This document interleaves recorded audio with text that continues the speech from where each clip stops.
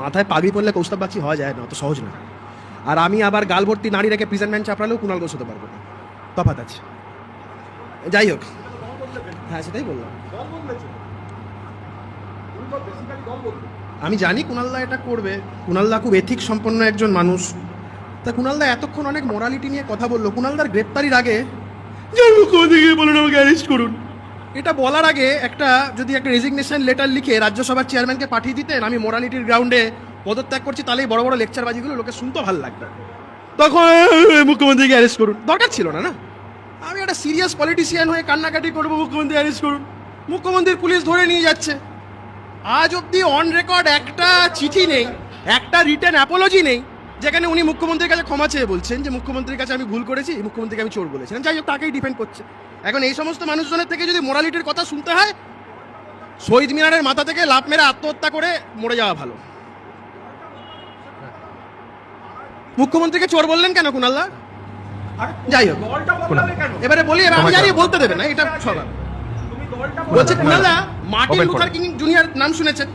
Martin Luther King the Junior, উনি বলছেন একটা খুব সুন্দর কথা উনি বলেছিলেন, morality cannot be legislated, morality cannot be legislated but behavior can be regulated.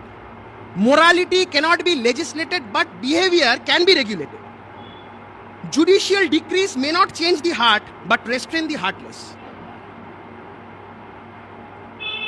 আজকে একটা আইন ভারতবর্ষের পার্লামেন্টে টেবিলড হয়েছে, এমন না যে আইনটা এক্ষুনি বলা মাত্রই প্রণয়ন হয়ে গেল। মোদী সরকার চাইলেন, এনডিএ সরকার চাইলেন, নরেন্দ্র মোদী চাইলেন, এক্ষুনি সেটা আইনটা বলবৎ হয়ে গেল। পার্লামেন্টে টেবিলড হলো, জেপিসিতে গেল,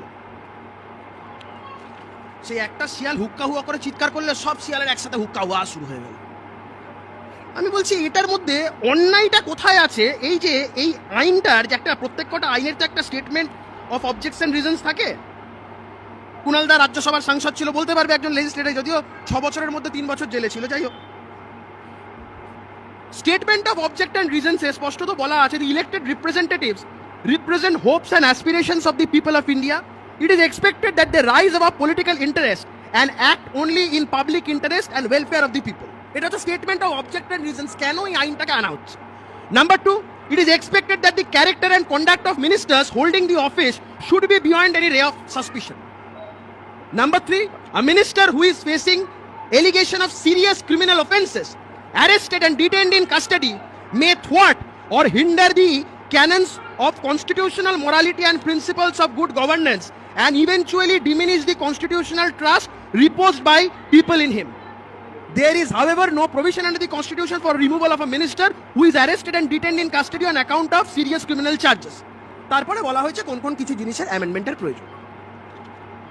মন্ত্রীরা তো অনেকে পদত্যাগ করেছেন। লালকৃষ্ণ আদবানির এগেনস্টে হাওয়ালা কেলেঙ্কারিকে কেন্দ্র করে একটা অভিযোগ মাত্র উঠেছিল, তিনি সাংসদ পদ থেকে ইস্তফা দিয়ে দিয়েছিলেন। ঘরে বসে কাঁদতে কাঁদতে বলে পুলিশকে অ্যারেস্ট করতে, না, পদত্যাগ করে দিয়েছিলেন। সোজা গিয়ে যখন আমি পরিষ্কার হব, আমি তখন আমার, that's a simple question of morality. Morality যেটা আজকের দিনে রাজনীতিতে পশ্চিমবঙ্গে তথা সারা ভারতবর্ষে, আমি কাউকে ছোট বড় কাউকে বলছি, মোরালিটির বড়ই অভাব। This a question of morality. কালকে অমিত শাহজিকে প্রশ্ন করা হচ্ছিল, যখন এই ফেক এনকাউন্টার কেসে অমিত শাহজি অ্যারেস্ট হওয়ার আগে মন্ত্রিত্ব থেকে পদত্যাগ করে দিয়েছে, এবং এটাই তো স্বাভাবিক, এটাই তো হওয়া উচিত। কিছু আছে নির্লজ্জ বেহায়া, তারা করে না, বা এমনও কিছু আছে যে সমস্ত অ্যাপ্রিহেনশন আছে, অ্যারেস্ট হবো, হয়ে গেলে মুখ্যমন্ত্রিত্ব চলে যাবে, তাদের অসুবিধা আছে, তারা করবে না। তাদের হয়ে কিছু লোক এখন থেকে এমন চিৎকার চেল্লামিল্লি করছে এটা বোঝানোর জন্য, দেখো আমি তোমার জন্য চিৎকার করছি, জেলে গেলে আমাকে পদ্মা দিয়েছো, লাভ নেই, চোর বলে বসে আছেন, কিচ্ছু দেবে না। আমার যেটা বলার বক্তব্য সেটা হচ্ছে, ছোটবেলায় পাশের বাড়ি থেকে একটা এঁচড় চুরি করেছিলাম, ওই গাছ থেকে। কাঁঠাল খেতে খুব ভালোবাসতাম, ওটাকে কাঁঠাল ভেবে এঁচড়টা চুরি করেছিলাম। এখনো অব্দি বাড়ির লোকগুলোর মুখের দিকে তাকাতে লজ্জা লাগে।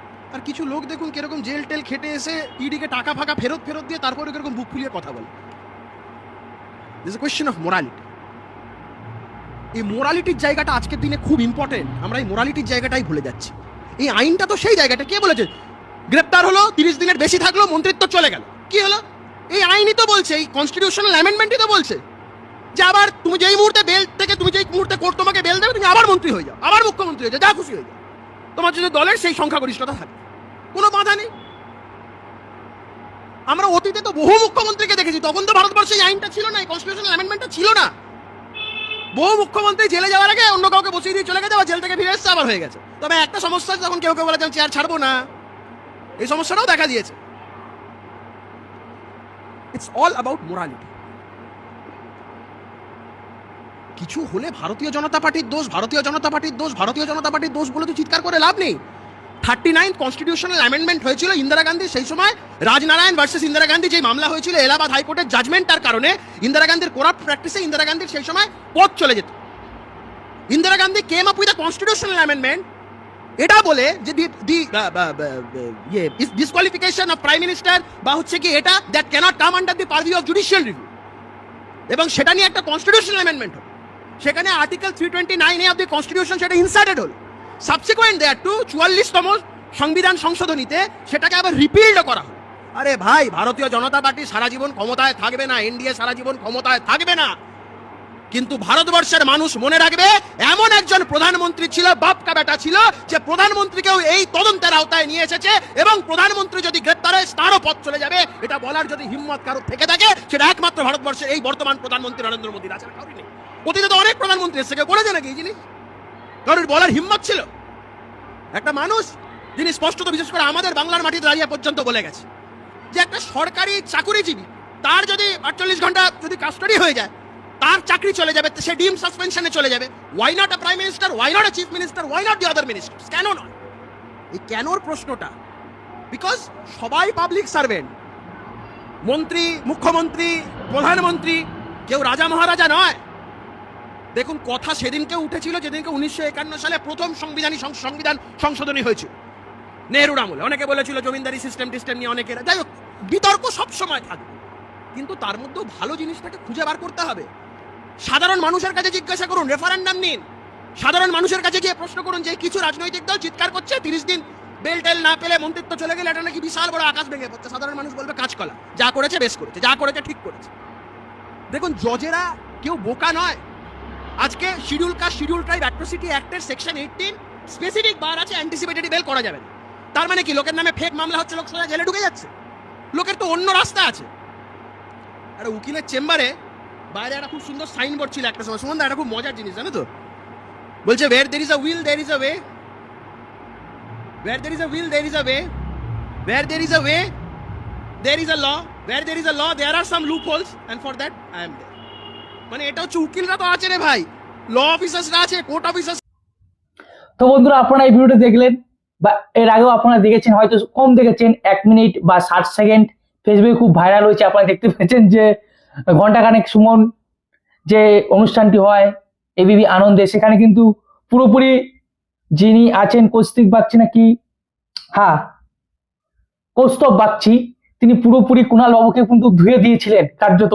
আপনারা কি এতক্ষণ হয়তো আপনারা বুঝে গেছেন, যদি না পেয়ে আমি বলে দিচ্ছি, পিএম এবং সিএম যে নতুন যে বিলটা পাস হয়েছে, সেই বিলটাকে কেন্দ্র করে কিন্তু এই অনুষ্ঠানটা হচ্ছিল। যে পাশের পক্ষে কারা আছে, কারা বিপক্ষে আছে, যারা তাদের মতামত জানাচ্ছিল, সেখানে কিন্তু এই কৌস্তব বাগচি পুরোপুরি কুণাল বাবুকে ধুয়ে দিয়েছিলেন।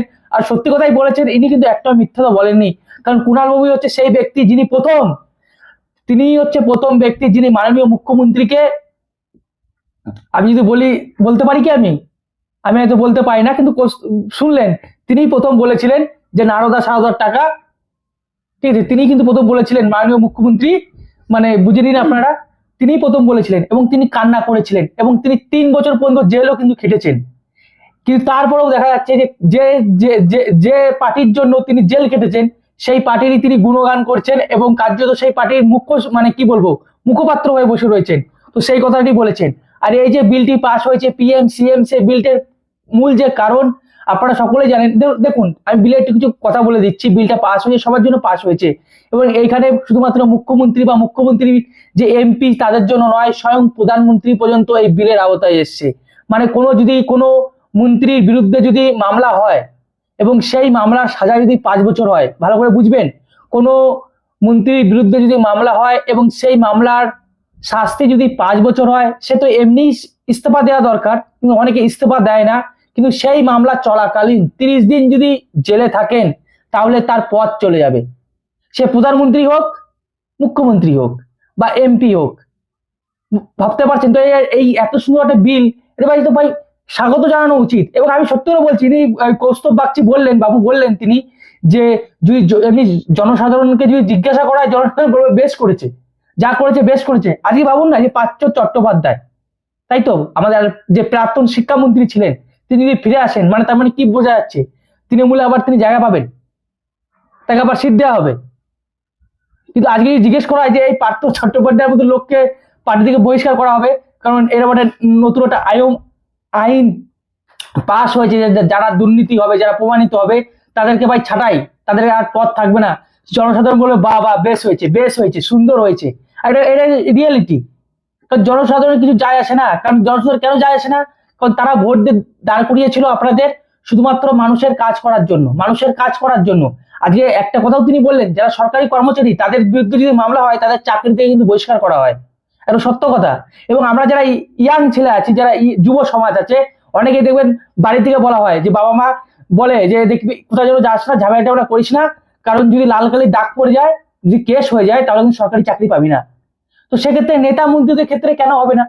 সে হতে পারে মুখ্যমন্ত্রী, হতে পারে এমপি, হতে পারে প্রধানমন্ত্রী। যে বিলটা নতুন তিনি পাশ করেছেন, তো সেটা নিয়েই দেখতে পাচ্ছি আমরা আমাদের রাজ্যে বিশেষ করে বেশি করে করা হচ্ছে, বিরোধিতা করা হচ্ছে। আরো যে সমস্ত বিরোধী দল আছে তারা বন্ধু বিরোধী করছে, কিন্তু স্বয়ং যেখানে প্রধানমন্ত্রীকেও আয়তায় আনতে পারছেন, যদি প্রধানমন্ত্রী যদি কোনো দোষ করে থাকেন, তারও পথ চলে যাবে। তো সেটা তো ভালোই, আমি তো বলবো বেস্ট, ভালো। এবং আমি হাসছিলাম এই কারণে, কারণ এইটা আমার এইটা দেখানোর মূল লক্ষ্য ছিল না। মূল লক্ষ্য ছিল যে কৌস্তব বাবু কুণাল বাবুকে কি করে ধুচ্ছেন, কি করে ধুয়েছেন আপনারা দেখলেন।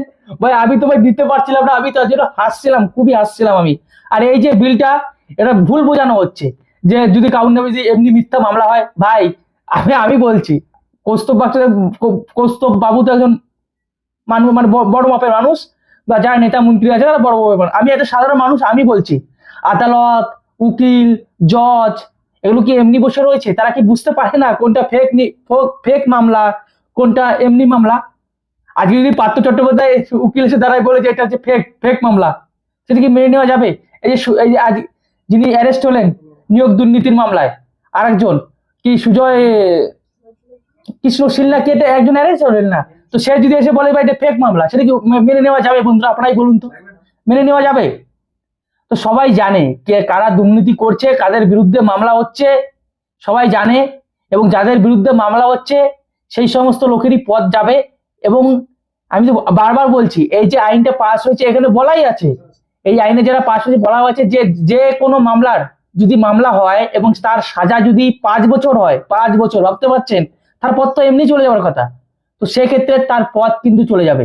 এবং এই বিলকে আমরা সাধারণ মানুষ সবাই স্বাগত জানাচ্ছি। কারণ এই বিলে তো আমি কোনো ভুল দেখতে পাচ্ছি না। কারণ এখানে মুখ্যমন্ত্রী থেকে শুরু করে সমস্ত এমপি, স্বয়ং প্রধানমন্ত্রী, দেশের প্রধানমন্ত্রী পর্যন্ত এর আওতায় চলে এসছে। তো আমি তো ভাই স্যালুট জানাবো মাননীয় প্রধানমন্ত্রী নরেন্দ্র মোদীকে এই বিলটা পাস করার জন্য। অবশ্য আপনাদের কি মতামত? এবং এই ভিডিওটি কিন্তু আমি মজার ছেলে দেখালাম, আমার হেব্বি ভালো লেগেছে ভাই, হেব্বি ভালো লেগেছে। তো ভালো থাকুন, সুস্থ থাকুন, রাম রাম, ভারত মাতা কি জয়, বন্দে মাতরম।